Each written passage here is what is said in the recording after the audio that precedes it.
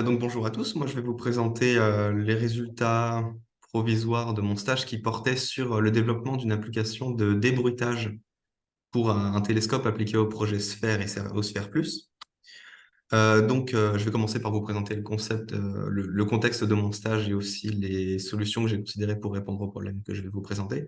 Et surtout, je vais beaucoup axer cette présentation sur un retour d'expérience de mon utilisation de différents outils pour que vous puissiez éviter les erreurs dans lesquelles je suis tombé si jamais vous voulez vous en servir aussi à l'avenir.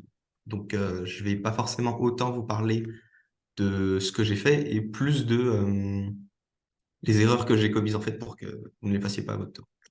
Donc, le contexte, c'est le projet Sphère qui consiste à faire des télescopes qui ont pour objectif d'être équipés d'un système de débrouillage capable de contrer les effets de l'atmosphère qui peuvent induire un brouillage sur l'image. Et pour ça, on a mis une boucle de réaction qui consiste à acquérir une image, calculer à quel point elle est brouillée par l'atmosphère et mettre à jour en temps réel les miroirs de toutes les facettes des miroirs des télescopes pour pouvoir contre-brouiller l'image en quelque sorte et avoir une future image claire. Et on a une contrainte de temps réel dur qui est que tout ça doit se faire en moins d'une milliseconde pour perdre un minimum de temps d'exposition. Ça marche bien, c'est un système qui a été bien mis en place, mais le problème, c'est que il y a toujours le problème du bruit. Donc, pas du brouillage de l'atmosphère, mais du bruit dû à des objets lumineux aux alentours de ce qu'on observe. Donc, par exemple, si on observe une étoile, il y en a d'autres autour, et ça fait du bruit. Donc, l'objectif de mon stage, c'était de commencer le développement d'un système de débruitage à base de deep learning avec un modèle d'auto-encodeur. Un petit peu de contexte. Donc, je travaille à Microgate, qui est une entreprise italienne qui a un partenariat avec le laboratoire de l'IETR. Et l'objectif, c'était de développer ce modèle auto-encodeur de débruitage sur une carte FPGA mise elle-même sur un système on chip, qui consiste en gros d'interconnexions Ethernet et PCI très performantes, très rapides, et une grosse FPGA performante avec 2 coprocesseurs. Donc, on a de la capacité, c'est pas un problème. Maintenant, le problème, c'est que le modèle de deep learning, il a été testé, il fonctionne. Le problème, c'est qu'il a été entraîné sur PyTorch. Donc, c'est un framework de deep learning sur Python. Sauf que moi, je veux porter ce modèle sur FPGA. Donc, il va falloir que je le traduise en langage de description matérielle, qu'on appelle un HDL. Et ça, il n'y a pas de solution facile actuellement. Donc, là, il a fallu que je trouve un moyen. Alors, la solution zéro qui a été envisagée, ça a été que j'écrive tout en VHDL, par exemple. Ça a été très vite abandonné parce que ça aurait demandé un temps monstre. Et donc, on a décidé d'explorer d'autres solutions. La première étant d'utiliser l'API PyTorch permettant d'ouvrir un modèle PyTorch sauvegardé en C++ et ensuite de l'exécuter en C++. Donc ça, c'est une solution qui peut fonctionner pour tester sous C++ un modèle PyTorch, mais ça marche pas pour notre problème parce que nous, ce qu'on veut au final, c'est exécuter ça sur une FPGA. Et on peut pas ouvrir de fichiers sur une FPGA. Ça marche pas, il n'y a pas le système d'exploitation pour avoir un système de fichiers, tout ça, ça marche pas. C'est pas possible. Donc, n'essayez pas ça plus tard si jamais vous voulez, si vous avez le même objectif. La seconde solution envisagée, ça a été d'utiliser des intermédiaires, et les flèches se passent mal, c'est dommage.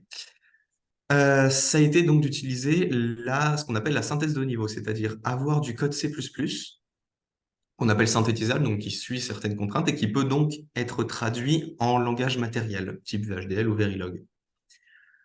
Et ce langage, ce C++ synthétisable, on peut l'obtenir à partir d'un code Python en utilisant une librairie qu'on appelle HLS4ML, qui a été développée par des ingénieurs du CERN, qui permet donc, pour notre application, de convertir le Python en C++ synthétisable, et ensuite le C++ synthétisable à l'aide d'outils de HLS qui sont par exemple développés par Xilinx, en langage de description matérielle qu'on peut ensuite synthétiser et porter sur FPGA. Il faut savoir que HLS4ML a été développé donc, par des ingénieurs du CERN qui ont à peu près la même contrainte que mon projet, c'est-à-dire des ingénieurs qui développent des modèles de deep learning pour analyser de très grandes quantités de données, mais qui sont des ingénieurs des data analyst, par exemple, je ne sais pas, des ingénieurs relativement haut niveau, qui n'ont pas l'habitude de travailler sur FPGA ou sur matériel, et donc ils ont besoin de pouvoir développer leur modèle en Python, ou à la limite en C++, sans avoir à s'embêter avec le côté matériel.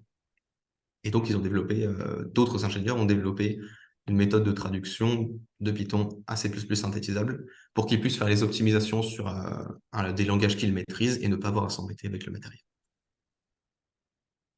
Donc là, je vais vous exposer tous les problèmes que j'ai eus, encore une fois, pour que vous ne les reproduisiez pas. Il y en a eu beaucoup. Principal problème, c'est que HLS4ML supporte très mal PyTorch pour le moment. Il a été principalement développé pour TensorFlow, donc n'utilisez pas PyTorch à l'avenir. Par exemple, PyTorch ne supporte pas la couche Maxpool 2D, ce qui est franchement dommage pour la plupart des applications. Également, ça c'est un peu plus niche, mais HLS4ML ne supporte pas la couche conv 2D transpose. C'est en fait une convolution inverse qui revient à retrouver l'image d'origine à partir d'une image déjà convoluée. Donc, pour contourner ces problèmes, j'ai développé plusieurs astuces. Ça a été beaucoup de petites techniques, de petites astuces pour essayer d'obtenir les bonnes tailles, pour essayer d'émuler les couches. Pour la faire courte et ne pas passer trop de temps là-dessus, à cause de l'instabilité d'HLS4ML et de la certaine complexité du modèle, j'ai dû me rabattre sur une solution qui était émuler la couche conv 2D transpose avec de l'upsampling, donc élargir l'image, puis une convolution. Je vais vous expliquer tout ça après.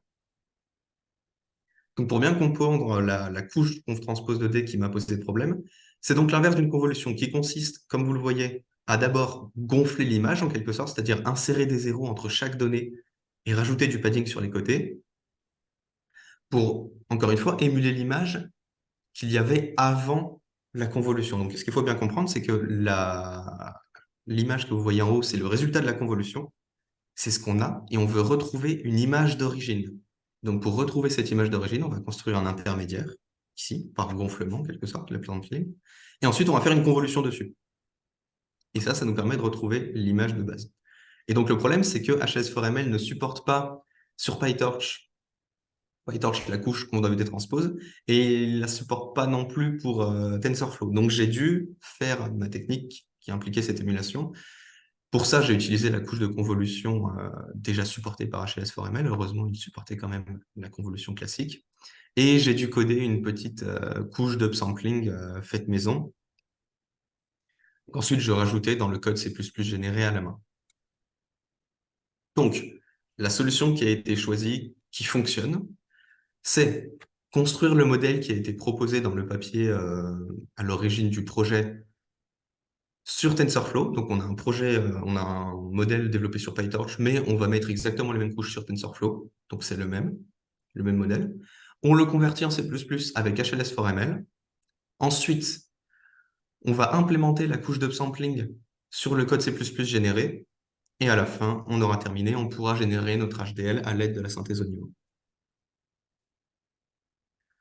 Donc pour ça, j'ai utilisé des astuces parce que, encore une fois, c'était beaucoup de bidouillage et il a fallu faire beaucoup de tests parce que HLS4ML n'est vraiment pas encore stable, notamment sur PyTorch, mais aussi sur TensorFlow parce que là, je le poussais un petit peu dans les limites de ses capacités.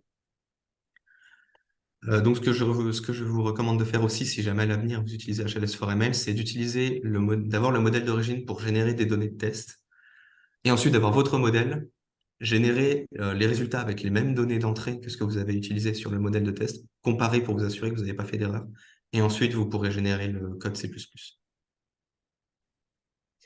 Et donc les deux différences qu'il y a eu entre le modèle d'origine sur PyTorch et le modèle que j'ai développé, c'est que la convolution transposée devient une couche d'upsampling suivie d'une couche de convolution.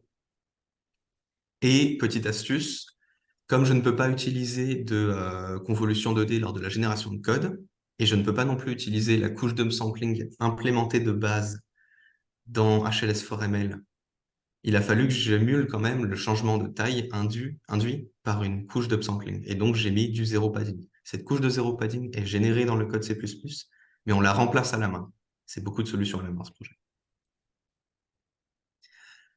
La dernière fonctionnalité qu'il fallait que j'envisage, c'était extraire les poids donc, du modèle entraîné sur PyTorch pour ensuite les mettre dans le modèle, que ce soit au niveau du code Python ou alors du C++, parce que l'origine, c'est que le modèle puisse être entraîné sur PyTorch et ensuite inféré en C++, puis en matériel sur FPGA.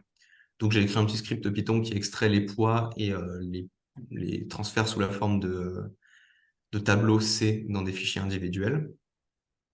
Et ainsi, on peut les remplacer dans le code C++, encore une fois à la main malheureusement, pour que ce soit ces poids qui soient utilisés et pas ceux générés automatiquement par HLS4ML.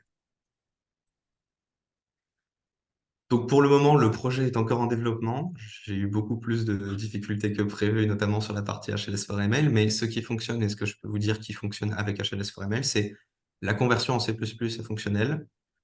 Développer une couche est relativement simple. Et extraire les poids, ça a été relativement facile. Tester est un peu plus compliqué parce que du coup, avec les changements que j'ai faits pour beaucoup à la main, ça a été compliqué, donc c'est encore en progrès. En revanche, la partie synthèse se passe très bien. C'est assez facile une fois que le projet C++ a été généré par HLS4ML de faire de la synthèse au niveau et d'obtenir une épée FPGA. Mais du coup, je n'ai pas encore pu tester le modèle C++ complet en m'étant assuré qu'il était fonctionnel sur FPGA. Donc, il reste encore beaucoup à faire sur ce projet. Pour finir, je vais vous faire un petit résumé des avantages et des défauts d'HLS4ML et ensuite de la synthèse au niveau, mais qui se passe très bien, donc de cette méthode en général. Le pour, c'est que la partie développement est beaucoup plus rapide. On n'a pas besoin d'écrire du code C++ ou même du VHDL. On a juste besoin d'écrire le modèle Python sur PyTorch ou sur TensorFlow. Ça prend quelques lignes maximum, quelques dizaines. C'est très facile à tester parce que du coup, on peut faire les tests en Python ou en C++ pour s'assurer que le modèle a bien les résultats qu'on veut et s'assurer qu'il fonctionne. Et ensuite, la traduction est censée se passer parfaitement parce que, au moins quand on traduit du C++ en langage matériel, parce que c'est développé par des professionnels qui ne font pas d'erreur dans ce cas. En tout cas, on peut l'espérer. Il faut quand même faire un test à la fin pour s'assurer que tout se passe bien. Mais on économise beaucoup de tests sur du VHDL ou du Verilog. Et le gros avantage, évidemment, ce pourquoi a été développé HLS4ML, c'est que c'est utilisable par des non-experts en FPGA. Ça peut être développé par n'importe qui maîtrise un minimum le deep learning et ça peut faire gagner beaucoup de temps et de ressources. Par contre, les comptes, c'est que HS4ML est clairement pas encore stable. Il va encore falloir faire du développement dessus. Je vous invite à participer si jamais vous avez l'occasion, parce que c'est quand même un outil qui, je pense, a un intérêt fort. Il y a seulement quelques couches qui sont supportées. Pour le moment, c'est majoritairement les couches de base, convolution, les couches de neurones denses, quelques fonctions de transfert, mais même pas toutes, je crois. Donc, il y a encore beaucoup de développement à faire dessus, comme je vous l'ai dit. Et le dernier inconvénient, c'est pour la partie HLS, donc conversion de C++ à langage matériel.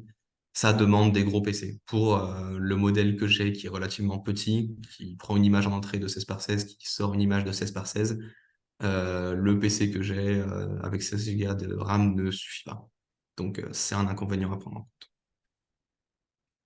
Voilà pour ma présentation. Est-ce que vous avez des questions? Merci beaucoup. Question time. Moi, j'ai une première question sur bonjour Greg. Ce HS4MS, c'est spécifique uniquement en Xilinx? C'est lié à Alors, la ligne? c'est pas spécifique à Xilinx. En fait, ça a été, comme toujours, les développeurs se sont concentrés sur des outils Xilinx, notamment Vivado à l'origine, mais ils supportent aussi d'autres backends. Donc, il y a un paramètre backend qu'on peut spécifier à la génération du code. Ils supportent actuellement les logiciels Vivado, Quartus et Vitis. Et moi, j'utilise Vitis, donc je peux vous assurer que ça fonctionne pour le moment.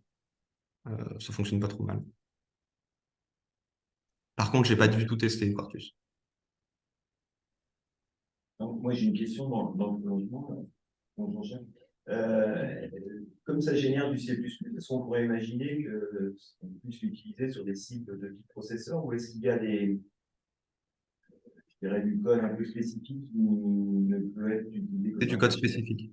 C'est du code spécifique. En théorie, je pense que ça peut parfaitement être compilé sur processeur, mais c'est du code généré spécifiquement sur FPGA pour FPGA parce qu'en fait, le principe de la synthèse au niveau, c'est qu'on a du C++ restreint pas d'appel système, pas d'allocation mémoire parce que ça doit s'exécuter sur du matériel.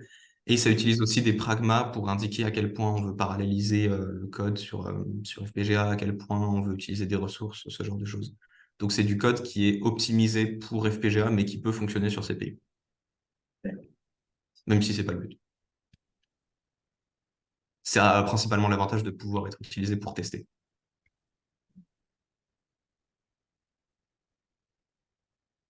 D'autres questions?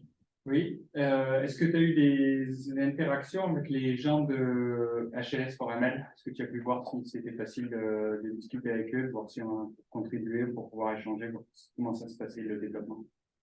J'ai pas eu d'interaction avec les gens d'HLS4ML. J'ai pas mal exploré leur GitHub parce qu'à un moment, j'ai pensé implémenter la couche conf de détranspose moi-même et l'ajouter à leur logiciel. Mais ensuite, j'ai vu qu'il y avait déjà une proposition en attente qui fonctionnait pas très bien. Et ils m'ont pas l'air. Enfin, j'ai l'impression que c'est pas leur priorité. En fait, ils ont un outil qui fonctionne pour ce dont ils ont besoin et du coup, ils ne s'embarrassent pas trop à. Enfin, ils perdent pas trop de temps sur d'autres propositions annexes. J'ai l'impression. Ok. J'ai l'impression que l'outil est un peu figé sur les fonctionnalités actuelles qui conviennent aux développeurs et les autres propositions sont pas très examinées pour ne pas perdre de temps. Ouais. J'ai une petite question aussi.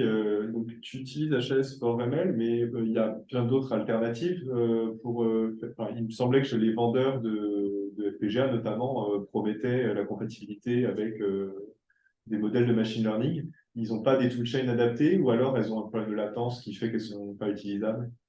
Alors, il y en a, j'en ai essayé quelques-unes. J'ai essayé N2D2 au tout début. J'ai pas du tout aimé parce que c'est un exécutable auquel on passe tous les arguments en ligne de commande. C'est une horreur à utiliser. Ça marche pas toujours d'ailleurs.